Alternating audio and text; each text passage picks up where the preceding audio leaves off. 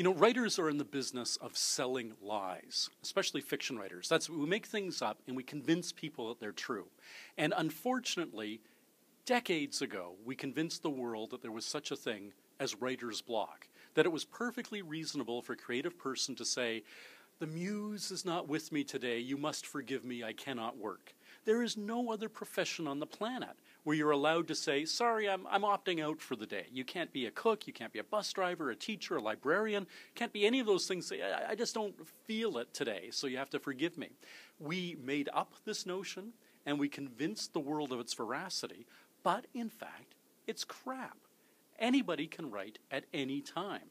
It's a job. It's a creative job. If you're lucky, it can be a lucrative job. It's certainly a fulfilling job, but it's a job. And you have to get up and sit down and go to work. Now, some days you do feel more creatively energetic than others. There's no question about that. One of the things that I suggest to beginning writers is, in that case, write your scenes in very spare prose when they're occurring to you. Get the dialogue down, get the character moments and beats down, but don't spend a lot of time on description. Because on those days when all the synapses aren't firing at full speed, you can sit down and do paragraphs of description that you interleave with the more difficult stuff. So there are, of course, levels of energy that you bring to different times of the day in any job that you do.